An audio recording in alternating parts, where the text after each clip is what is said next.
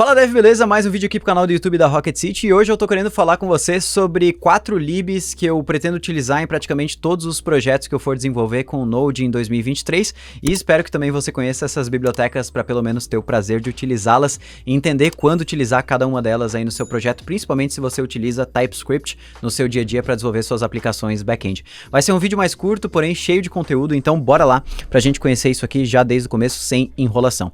Então o que eu vou fazer? Primeiramente eu criei aqui uma pastinha chamada 4libs Node.js e eu vou abrir isso aqui no VS Code e a gente vai basicamente fazer aqui o setup de um projeto Node do zero bem rapidinho. Então eu vou fazer simplesmente um npm init, vou instalar o TypeScript como uma dependência de desenvolvimento e vou dar um npx tsc init aqui para fazer a configuração do TypeScript.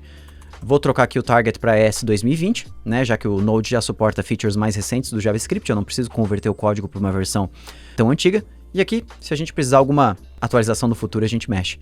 Vou também criar aqui um arquivo source, bem rapidinho, e dentro eu vou criar um arquivo server.ts, onde a gente teria todo o nosso servidor.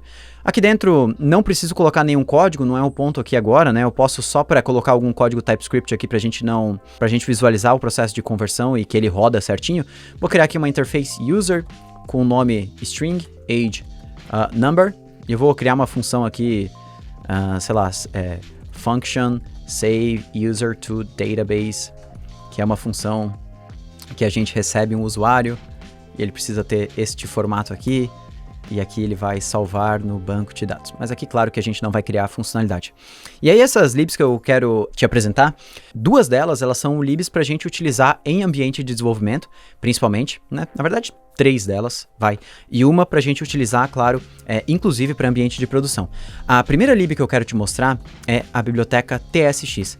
Essa biblioteca, ela é incrível, é uma biblioteca que ela utiliza por baixo dos panos o ESBuild, que é o mesmo mecanismo utilizado pelo Vite, né, que ela é utilizada basicamente para a gente conseguir executar o nosso projeto Node, mesmo que o nosso projeto tenha TypeScript ou tenha features do JavaScript como JSX, que a gente usa dentro do React, né, algumas aplicações hoje em dia inclusive estão utilizando essa sintaxe de escrever HTML dentro do JavaScript também pelo server-side, pelo back-end, mas assunto para outra hora.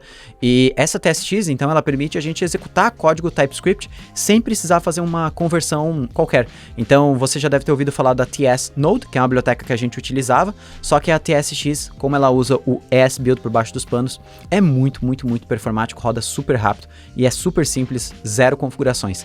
A gente vai simplesmente criar um script aqui chamado dev e a gente pode botar tsx src server.ts. Eu vou, inclusive, trocar o nome desse script aqui para start, beleza? Eu volto aqui, se eu dou um npm run start, a gente vai ver que pronto, ele já está rodando o nosso server. Aqui, deixa eu dar um console log pelo menos para a gente visualizar.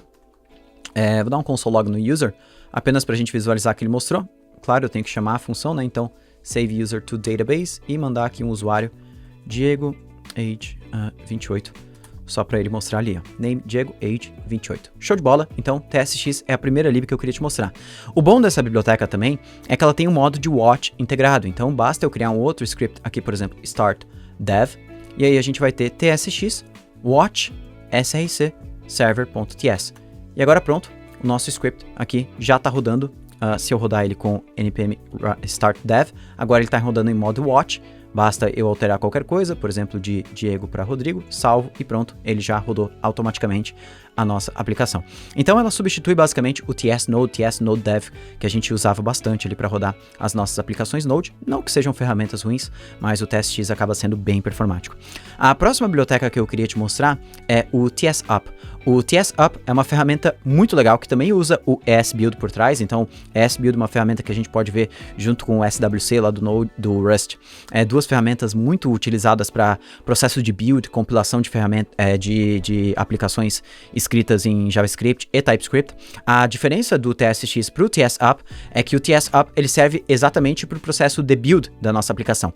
Que é o seguinte, quando a gente vai colocar a nossa aplicação em produção, a gente vai querer que a nossa aplicação esteja em JavaScript e não TypeScript, para que o Node consiga executar a nossa aplicação.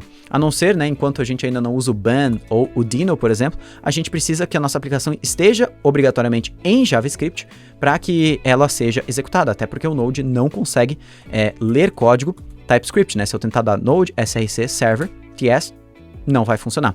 E eu também não quero usar o TSX, porque eu não quero eu quero executar o Node diretamente em produção, porque quando a gente executa o processo do Node, é muito mais fácil a gente fazer inspeção, entender memória, entender processamento, entender, né, evitar algum tipo de processamento desnecessário aqui que essa lib faz. Então a gente não usa essas bibliotecas como TSX, TSNode para rodar a aplicação em produção. Lá a gente vai rodar a aplicação com o Node diretamente e a aplicação em JavaScript. Por isso a gente precisa fazer o processo de build. Para isso, eu vou criar um outro script aqui chamado build. E aqui eu vou simplesmente executar tsup e o nome do diretório, que é source, né? E aqui a gente vai dar npm run build. E pronto, ele já construiu aqui. A gente vai ver que dentro da pasta dist já está aqui o nosso server.js. E pronto, já está o nosso código sem nenhum resquício de JavaScript, de TypeScript, tá vendo? Então agora eu posso já executar node dist server.js e pronto, o nosso script já roda e de uma maneira bem mais performática, como a gente bem pôde ver. Então, essas são as duas principais ferramentas que eu queria te mostrar para o processo de desenvolvimento e build. A próxima ferramenta que eu queria te mostrar é o Vitest. O Vitest, que é um framework de testes, assim como é o Jest. Ele ajuda a gente a escrever testes automatizados, testes unitários, testes end-to-end. E a ideia do Vitest é trazer suporte também para TypeScript, para código React, para toda essa, digamos, gama de novidades que a gente tem dentro do JavaScript, sem qualquer tipo de configuração adicional. Quando a gente usa o Jest e a gente quer dar suporte a TypeScript, React, a gente tem que ficar instalando TS-Jest, instalando outra coisa. E aí configura Babel, configura um monte de biblioteca e acaba tendo um processo mais penoso, menos performático para rodar nossos testes. Os testes acabam ficando lentos muitas vezes. Com o Vitest, a gente faz uso novamente do ESBuild, que é o que está rodando por baixo dos panos, que converte o nosso código de TypeScript para JavaScript, e isso é extremamente performático. Então, para mostrar um exemplo, como a gente não precisa de configuração nenhuma, basta eu instalar o Vitest na minha aplicação, e eu vou criar um arquivo de teste aqui de exemplo. Então vamos criar aqui um example.spec.ts ou .test.ts também. Ambos vão ter o mesmo resultado. E aqui eu posso criar o meu primeiro teste. A diferença do Vitest para o Jest é que no Vitest eu preciso importar cada uma das funções que eu uso aqui dentro, por exemplo, expect, test, eat, describe e por aí vai, de dentro do próprio Vitest. Então aqui eu vou importar test. E aqui a gente vai escrever nosso primeiro teste. Então, test sum to numbers. Claro, a gente vai fazer aquele teste mais simples do mundo, só para mostrar que está funcionando. O expect aqui eu também preciso importar de dentro do próprio Vitest. Então, eu espero que 1 mais 3 seja igual a 4. E agora, basta eu voltar aqui no meu package.json. Eu posso simplesmente criar um script de teste e que vai rodar o Vitest. E agora eu rodo npm run test e pronto, ele já vai identificar ali o nosso teste, ó, e já passou o teste. E a gente pode ver que foi extremamente rápido. Posso apertar a tecla A caso eu queira rodar os testes de novo e a gente vai ver, ó, 3 milissegundos, 4 milissegundos, ainda lembrando que isso nem é o tempo só também de duração de execução do teste, é todo o processo também de setup aqui que vai ser muito menor quando a gente tiver uma quantidade maior de testes. Então a gente pode ver que está rodando muito, muito, muito rápido os nossos testes em si. Outra coisa legal do Vitest é que ele vem também com toda a parte de coverage. Então se eu quero fazer cobertura de testes, quero ver o quanto da minha aplicação eu estou conseguindo cobrir com testes automatizados, tudo isso vem dentro dele, assim como vem no Jest também. A gente pode usar todas as funções que a gente já está acostumado a utilizar no Jest dentro do Vitest, sem problemas nenhum. Com certeza é uma ferramenta que eu vou utilizar muito em 2023 para testes automatizados, tanto front-end quanto no back-end em si. Ferramenta sensacional. A próxima ferramenta, que aí já sai dessa gama de ferramentas para ambiente de desenvolvimento, ambiente de build e tudo mais, é o Zod. Para mim é uma ferramenta... Cara, ímpar, não tem uma ferramenta parecida com o Zod hoje. E o que é o Zod, né? O Zod, ele é uma biblioteca de validação e transformação de dados, né? E existe uma live aqui dentro do YouTube da Rocket. Se eu lembrar, ela vai estar aqui na descrição, que é uma biblioteca uma live que eu mostro o desenvolvimento de uma aplicação completa full stack, usando o Next, com o Zod também, e lá eu entro muito detalhadamente no que é o Zod, mas para você entender o que é o Zod, como a gente já instalou aqui, o Zod, ele basicamente funciona da seguinte forma, ele tem uma integração com o TypeScript muito próxima, né? Então, por exemplo, aqui nessa função Save User to Database, que eu falei que eu recebo um usuário e ele precisa ter esse formato aqui, essa validação que o usuário precisa ter esse formato mesmo, ela está acontecendo a nível estático que a gente fala, ou seja, enquanto eu estou desenvolvendo. Mas não existe realmente, não está sendo feita uma validação real dos dados enquanto a aplicação está executando, em runtime, ou seja, quando a aplicação está em produção. Ou seja, o TypeScript ele não faz validação de dados em produção, ele faz uma validação de formato dos dados enquanto a gente está desenvolvendo a aplicação. Então, com o Zod, por exemplo, eu posso facilmente importar o Z de dentro de Zod e eu posso criar algo que a gente chama de esquema. Nesse caso, eu vou chamar de User Schema. E eu falo, basicamente, qual que é o formato que eu espero do meu usuário.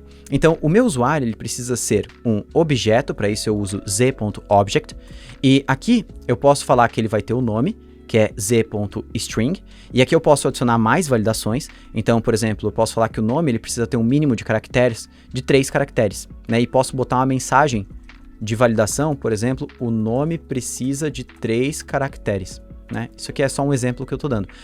Eu posso ter o age, por exemplo, que é um número, precisa ter um mínimo, sei lá, de 18, e botar aqui você precisa ser maior de idade. Sei lá, qualquer exemplo aqui só para te mostrar, né? Então, isso aqui que a gente está fazendo é um processo de validação de dados. E o mais legal do Zod é que ele consegue gerar a parte de tipagem, né, do TypeScript de forma automatizada. Então, ao invés de escrever interface user aqui, ó, olha só, eu posso criar um type user falando que o user ele vai usar o z.infer e passo aqui entre sinal de menor e maior, que é o generic no TypeScript, type of user schema. Ou seja, infer do TypeScript vem da palavra inferência, que é meio que deduzir, né? Quer dizer, entender de forma automatizada, né? Então, eu estou dizendo que o meu type user, ele deve inferir, ou seja, o tipo user deve ser deduzido, deve ser inferido a partir do tipo do meu user schema. Então, eu consigo ver que meu user schema é um objeto que tem nome, idade, onde um é string, outro é número. Ou seja, o TypeScript consegue entender isso também. Se eu passo o mouse aqui por user, olha só, ele já identificou que é um objeto, que tem name, que tem age, um é string, outro é number. Ou seja, eu não preciso escrever a tipagem do TypeScript, o Zod, ele cria essa tipagem para mim. Então aqui a gente já está validando, porém agora também com validação a nível de código, né? Porém, para eu fazer essa validação a nível de código, eu preciso executar aqui dentro user schema.parse, e aí eu passo o meu usuário aqui dentro, e a partir disso, ele me retorna disso aqui os dados do usuário. Então, por exemplo, o nome e a idade para eu trabalhar com esses dados, né?